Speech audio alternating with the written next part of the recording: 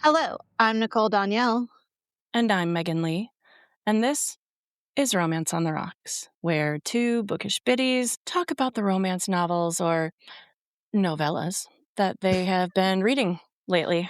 Yes, Meghan, I think you said earlier to me that you're not drinking anything today, but I'm sure you have like coffee or tea or something. Well, I may have lied because Okay.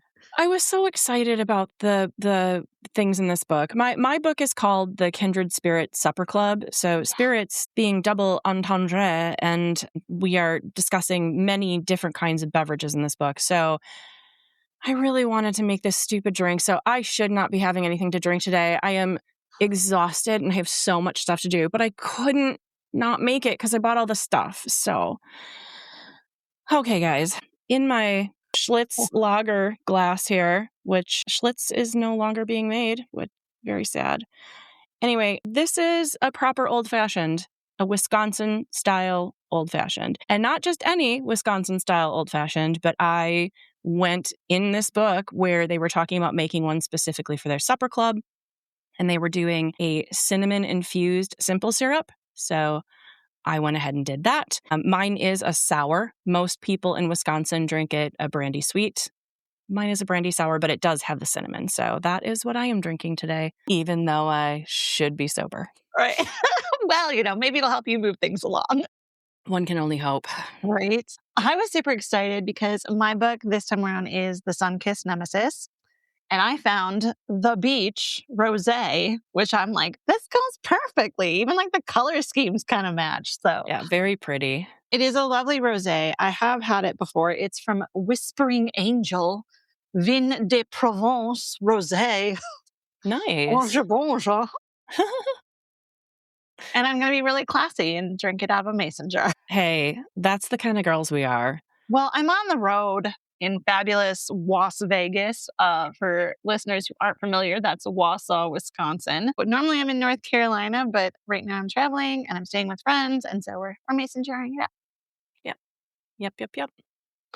I believe I go first this time. All right, let's make it happen. Right, so as mentioned, I have Sun-Kissed Nemesis by Willow Winters. I got this lovely book on the cruise, the Lovelit cruise, this past spring. She was one of the attending authors. I have not read Willow Winters before until this time, but she is a Wall Street Journal and USA Today bestselling author. Let's dive right in, Meghan. 2025 is the publishing year. I'm putting this one in the contemporary romance category. Two main characters, super easy peasy. We have Parker, who is an artist and landlord. He owns an art shop and a small condo building in a beachy, touristy area. It's unclear to me where this area is, but we're going with beachy, so on a coast somewhere. Then we have Luna. She is renting one of Parker's condos for the summer as she struggles to deal with the recent loss of her mom. And we're talking super recent, about 3 months. She chose to rent in that area because her mom used to spend summers there. And her mom even spent summers there before she had Luna, her daughter. The plotline, Luna invites some of her friends over from out of town to her summer condo in an effort to try to have some fun and temporarily forget about her mom's passing. They have a pretty good party, but it doesn't do anything to help with her grief, unfortunately. What the party does do is annoy Luna's landlord, Parker, who's in the condo next door, who didn't get any sleep from all the party noise. But he doesn't want to be that guy who complains about a good party because he's fairly young himself and he doesn't want to, be like the icky landlords who like, could you keep it down? But when he runs into Luna in town, he tries to play it cool and just casually asks that the next time Luna has a party, if she could give him the courtesy of letting him know in advance that she's going to have a party so he can make some arrangements to maybe stay at a friend's house or whatever. He's very nice about it. He's trying to keep it casual, make some jokes, and Luna loses her shit.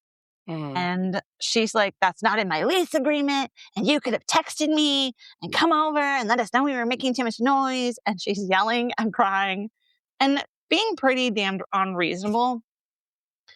I'm going to assume it's really all coming from her grief. She's going to therapy and stuff, but her mom's death is very recent, just 3 months, as I mentioned, and it's causing her to lash out.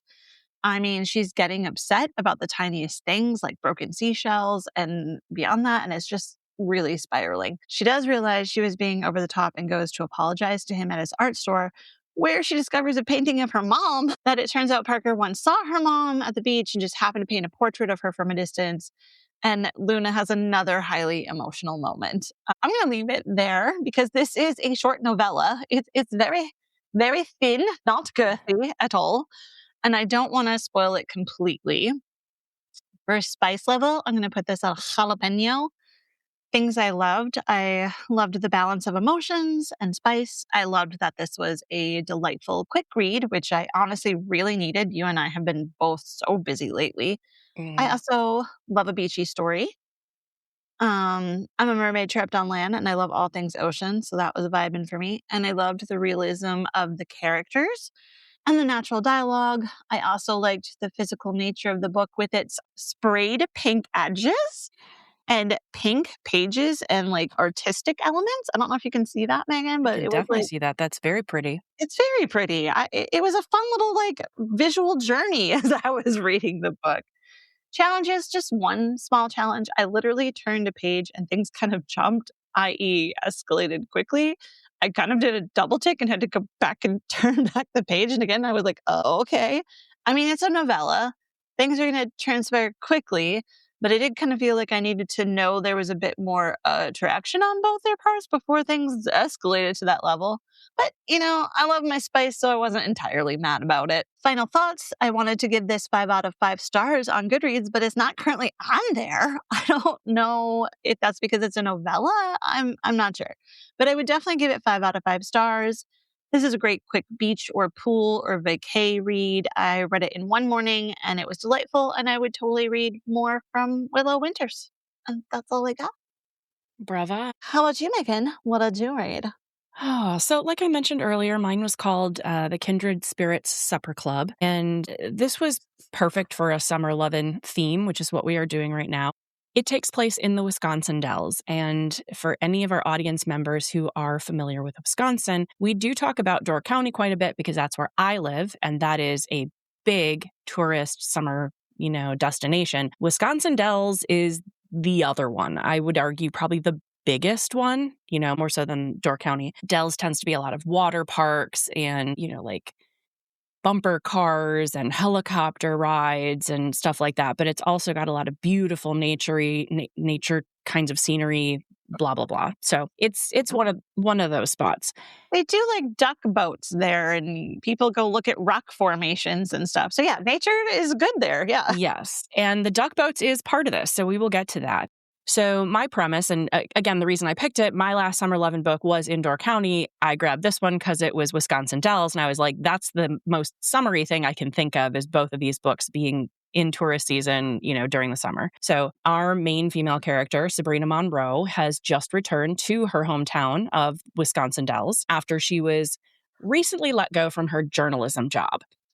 To be fair, she hated journalism. Me too, girl. This transition time is pretty much just what she needs. And just a quick quote here. Internet research has always been her strength as a journalist. That and the writing. She loved how the right words could reveal truths. It was the pushy part she hated. The way her mouth went dry and her stomach twisted every time she reached for her phone to call a source. The furious thumping of her heart and blood and sweat, and anytime she met somebody for an interview. Those should all have been signs that she needed to know she picked the wrong career. I feel like that's totally legit. Yeah. I kind of mussed up some of the words because I am having a day, you guys. So don't come at me if you read this book and you're like, that's not the exact quote. It's not. I made it work. I'm so tired. Anyway, she decides to take this penultimate job in the Wisconsin Dells. The tourist job is a duck driver. So, as Nicole mentioned, the ducks. That is a huge part of the Dells. The ducks are these large, like flat-bottomed boats that can also drive on land. They were originally World War II vehicles for transporting soldiers. So they are heavy duty and they are ancient. And there are a couple companies that keep these things running, and people drive down the roads in them and then splash directly into the Wisconsin River and go around and see all of these gorgeous rock formations. And it's fun. It's one of those things that even as a person in a tourism industry area who doesn't particularly love tourist kinds of things, I do love me the ducks. So anyway, that is where she's working.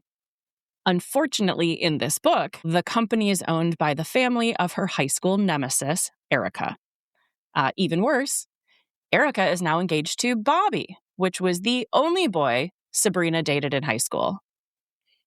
This combination makes for a fairly uncomfortable work situation. Erica is clearly never grown up. She's still the same kind of snot that she was back in high school. One of those people that we would see in a movie and be like, nobody's that awful, right? She's that person. Yeah. Our leading man, Ray Jasper, has also just recently left a job.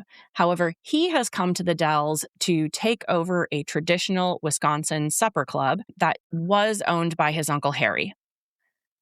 Unfortunately for Ray, his wealthy parents are not on board with this decision. They are doing their best to ensure that he returns to New York and his real estate career and that he cuts ties with the Dells. Sabrina and Ray have a couple meet cute types of moments, and they just can't seem to stay out of each other's path. One thing leads to another, and eventually Sabrina is helping Ray do some event planning, and the two end up even fake dating in order to keep Nemesis Erica and ex-boyfriend Bobby at bay. And if that isn't complicated enough, Sabrina is harboring a major family secret. Not only can she see ghosts, but for decades, the women in her family have been responsible for helping spirits with their unfinished business. OMG, that just adds a whole nother layer. Yeah, so the ghosty presences in this book, they're fun and even managed to pull in a secondary romance plotline, which I know you love. I do love a secondary romance. Yeah, so that is all I'm going to say about that. Okay. Spice level, Meghan? Poblano. Okay. There really wasn't a whole lot, which was fine. That's not really my thing. Yeah. I like having other bits and parts of the story. My one real problem with this book was Ray's parents and the way they were treating him around this whole supper club deal. They've got their own secret that they're harboring, speaking of secrets, and you don't find out about that until the end. And when that was revealed, I was so annoyed. I was just like, this is unnecessary. You actually told me about it while we were hanging out last week, and I was like, yeah, that's kind of douchey. Yeah, it was a crap move on their part. Yeah. I don't understand what they have against Wisconsin supper clubs. That sounds like a really cool opportunity. It wasn't even that. It was more so that they didn't like the fact that he was going to be so far removed from family, because even though this was a family property, nobody except his uncle had really been living there. And now the uncle has passed away. He's the only one there. They're all still in New York. He's leaving a successful career. They thought it was a mistake. They were just like, this is a bad idea. And they were finding ways to try and block that, right? But things I thought were really fun. First off, one of Ray's ideas with this supper club and trying to, put his own spin on things without changing it too much was he was doing an entire outdoor project, building the stuff himself. And you know how we all love a man who is building and working with his hands. So he was out there putting together a fenced-in area that he was going to call the Pup Club. And he was inviting a shelter in the area to bring dogs every weekend so that there could be a meet and greet while people were waiting for their tables. I love that. Right? Isn't that great? So they had dogs and bandanas, and a volunteer would come with a couple dogs to introduce to people. And so you could come for your cocktail, and while you're waiting, you could meet dogs. It was great. I love that. That's a great idea. Yeah. They reference bubblers. For anybody who's not a Wisconsin person, we don't have drinking fountains. We don't have water fountains. We have bubblers. And I thought that was adorable because it was just floated in there. One of the drinks that Ray and Sabrina have when they're celebrating is described as a champagne-style cider from Door County with a cream-colored label. Anybody who lives here knows that's Island Orchard cider. Yeah. I was like, I know what that is. They also mention Gin Rickeys, which is a fantastic drink I love. It's not on enough menus. They talk about the history of bitters and whiskey during Prohibition. And there's a lot of brandy, which is very Wisconsin. Very, very Wisconsin. Very. They talk about walking across the hot blacktop when you're at the water parks. And I'm like, Yep. You set your sandals down somewhere, you can't find them, and now you're going to get blisters because you got to move from one water slide to the other. Right. There's a section in the book too where you get to know Sabrina as a very kind of introverted person who has a lot of high anxiety, but she's trying to spread kindness and joy in the world. And one of her ways of doing that is leaving notes and treats in books that she's read. So when she returns them to the library, there'll be like a little note that she left. So for example, this was an anonymous note she left for whomever checked out the book next, along with $5. Here's a treat for someone with exceptional taste in books. Oh, I love that. I was like, that's really sweet. And so she's like constantly doing like little things like that, but not wanting to call attention to herself. Like, really, it's her way of giving back. And I thought that was very sweet. A little pay it forward moment. Exactly. Yeah. And again, like I said, she's quite the anxious person. And a lot of that comes from wanting to be perfect and being perceived as, having it all together. Sure. So this is like at the very end of the book. Striving for perfection and worrying what others thought about her only ever led to unhappiness. The flaws were what made life interesting, like the uneven wood grain and sporadic knots in a beautiful wood floor. I thought that was very nice. I like that. I love wood floors with like character and history where you could see like coal marks from where they fell out of the wood stove or like, yeah. Or like where a bed frame sat for so long that there's like a little bit of a groove because that's where the furniture was. Yeah. Mm-hmm. I love somebody was telling me that's called patina. Yeah. Anything with a beautiful like finish. You usually hear patina used when they're talking about like metals. Yeah. So like an old gun will have a beautiful patina and you actually take away a lot of the value if you clean it because you're cleaning off the history. There's a lot of pieces. Don't take off that patina. Scents. Were there any scents in your book, Meghan? Yes. Ray is described as smelling like his soap, which was oranges and something woodsy. Ooh, I kind of like that combo. Yep. And I'm sure there was something for her. I didn't mark it. I definitely missed the booby prize. Now, is it one of these pages that I dog-eared? Very probably. I went through them multiple times and I cannot find a booby word on any of them. There might not be. I was going to say, and the fact that it is a poblano, there really may not be in this book. So I decided not to do what I normally do, which is waste a half an hour going through the whole thing again. And I was like, we're just going to pretend like it didn't exist. Okay. So, yeah. Not found. So if any other readers have read this book and have found a boob reference, please let us know so we can update our records. And juxtaposed to some of the other things we've talked about in the past, especially my last book on the podcast, which was set in Door County, and then my previous one, the Christmas book that was set in Door County. The last one was called The Other Room, The Room Next Door. I can't remember. I'm so sorry, you guys. It's a hard day for me.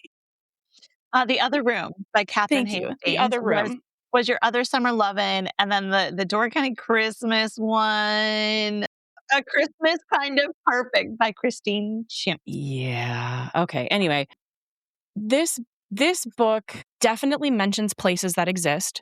This book definitely mentions local lore and takes their own spin on it. There were a couple people and or characters that after I saw the name, I was like, that seems like the author, Amy Reichert. It sounds like she's pulling this from kind of real things. And so I looked it up and I'm like, oh yeah, that is an actual spirit that people say they have seen. That is an actual restaurant. Okay. And in my own area, in Door County, that bothers me because I feel like it's really distracting. I didn't find it distracting in this book. And is it not distracting because I don't live here? Is it not distracting because it was like meshed into the story so well it didn't stick out? That's what I'm still trying to figure out for myself, because The Other Room was not as jarring as Christmas Kind of Perfect. Christmas Kind of Perfect was very much like, here's a list of stuff and I need to mention it. The Other Room seemed more natural, but it still was a little bit distracting because I know the places. And so I found myself coming like out of the story to think about the places. Whereas this one just felt a little more seamless, probably because I don't live there. I don't know. So that was a thought I had. And I did appreciate the fact that Amy Reichert put in a proper recipe at the very end for a Wisconsin Old Fashioned. Oh, I love So, that. yes, if anybody decides to read this, this is a proper Old Fashioned here. It's an Old Fashioned sweet. If you want to do it with sour, you can do a sour soda or add a little lemon, but I thought that was nice. I love that. I'm Yeah. assuming there was muddling involved. There has to be muddling involved for it to be authentic. Here's the thing, I'm going to say muddling really depends on what kind of fruit you're using and in what context. I will allow for no muddling depending. Like that to me, I don't feel like there has to be muddling, but there definitely has to be the soda wash and the bitters. You can't get away without having those. You have to have bitters. Bitters has to be in there for sure. I think for me personally, I need the muddling because like the sugar cubes and the orange slice and the cherries and the muddling just makes it like it's the extra step. It's the extra love like that Yeah. goes into it. I think too, a lot of people will put in sugar cubes instead of simple syrup. Which I And I think, prefer. and to me, because I don't like things super sweet, I'm usually only going with the soda wash instead of the simple syrup and or the cubes. I think that's why I'm like, to me, there is some flexibility in what you're doing. Oh, sure. There are so many, and I'm looking here to see if she even said she does. She says muddle, then muddle. So Yeah, perfect. for Perfect. you, she's on point. For scents in mine, I didn't catch anything about scents, and I also went back through and skimmed it over. It's possible I missed something, but I didn't notice anything. I thought maybe there would be at least like something, but no. So if anybody has read this and I'm missing it, or Willow Winters herself hears this and is like, yeah, I totally mentioned scents, please school me and tell me if I'm wrong. For Booby Prize, for me, it was page 54. You win. Sure. Quote, then his lips moved to the side of my neck, then down to my pebbled nipples. And I feel like we skipped over the actual boob and just went straight for the nips on this one. Maybe that's all she has, Nicole. Why are you judging? No. I'm not judging. I was like, I'm assuming this still counts. It's still part of the boob. Oh, it absolutely does. But I'm just saying maybe she has no boobs, just nipples. That's it. Like, okay.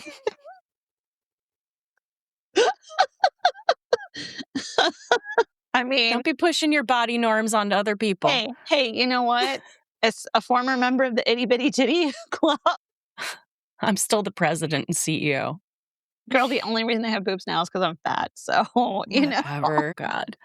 Oh, but I do have to show you. I wore an outdoor shirt for the episode. Oh, what do you have? I have the Great Smoky Mountains from North Carolina. Look at that. I'm glad you said shirts because I forgot to mention. I specifically wore this. This is my Salesville Sparks 4-H Club t-shirt that I have had since probably 4th or 5th grade. Yeah. It's obviously, they gave it to me huge back in the day because it fits me now. It's also a testament to how well things were made back in the day. Oh, yeah. I wear this constantly, and this thing is holding up. Anyway, my 4-H club always went to the Dells for our summer camp. Oh, and fun. so reading this book, I can totally picture exactly where things were. And, my summer camp, every once in a while when I'm going through that area, I still drive up there and then I kind of like park off at the side of the road and I sneak onto the back side of the camp and I sit in the lookout and I look over the river because that was always one of my happiest spots of the entire year. Like I always looked forward to being there. So I wore this as my ode to the Dells and my Wisconsin upbringing. I haven't been to the Dells in years. For a hot minute, there were some hair shows that were happening yearly there. And it was a good excuse to take Bob, my husband, and my daughter, Sydney, because they could play in the water parks all day while I attended professional education and training and the hair shows and whatever. Yeah, just to clarify, she is talking about actual like hairstylist stuff. She's not talking like Age of Aquarius hair shows. So. Yeah. Cosmetology. Yeah. And we would stay at the Wilderness Resort, which I have to say, I really liked that resort because their indoor water park was pretty legit. They had like a wave pool and stuff. And I never once got to experience any of it because I was always busy with the shows. But Bob and Sydney loved it. Like, do you have any resort memories of where you stayed? No, ma'am. No. We didn't do anything like that. We never had that kind of money. And I'm saying that as like a child, because clearly you were going as an adult and dropping Right. your child off, right? And writing it off as business expense. Yeah, yeah. But as a kid, no, like we stayed in old cabins that had mice in the middle of the woods. And then, maybe every other year we would go as a group with like church or 4-H or what my neighborhood even to like Noah's Ark, which was at the time the largest water park. I Oh, don't know if yeah. it still is at this I point, think but it still is, but I could be yeah. wrong. Yeah. So we would go every other year and you pack your own lunch and you eat it outside the gates because your mom is not going to pay for that food. And I still have the nightmares of having to go into the bathrooms or the showers and panicking because I needed my flip-flops so bad. Anybody who really knows me knows I still have a problem with like wet floor. So like me getting over myself to go to the Dells to a water park is a pretty big deal. For a hot minute in Wisconsin, the Dells was the place to go for bachelorette parties for like, Mhm. Wisconsin brides. Wisconsin brides were going to the Dells for bachelorette parties because it was in state. It was somewhat cheaper than Vegas because you didn't have to pay for flights. You could drive there. It was like 2-3 hours away. And Mhm. there was this whole thing where like huge swaths of bachelorette parties were going to the Dells. They come up by me now. Yeah, they're all up here. They all wear sparkly cowboy hats or matching denim shirts or sashes and glow in the dark necklaces. And then they walk into your business and they all go, "Ooh," and you want to murder every single one of them because their voices pierce and echoes off the ceiling. And you're like, I need the woo girls to go away.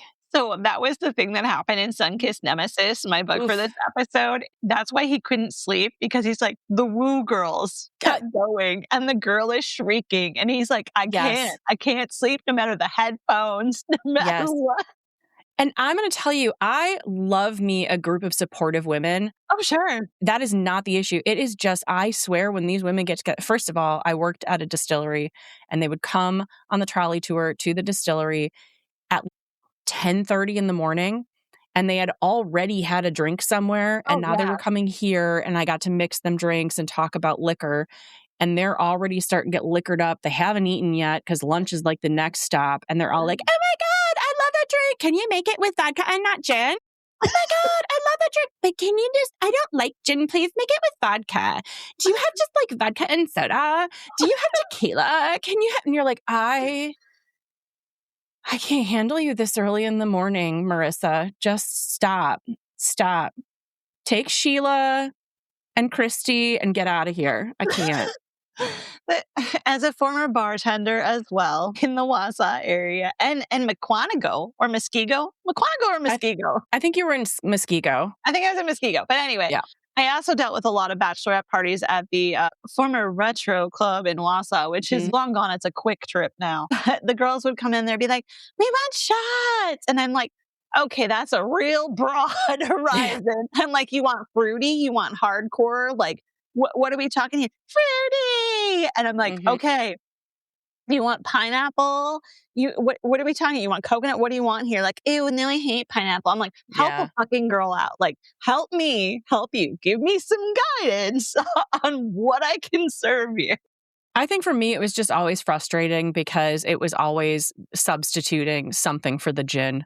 And the gin was the best thing we made. So like me having to spend all day talking people out of changing that drink was real exhausting.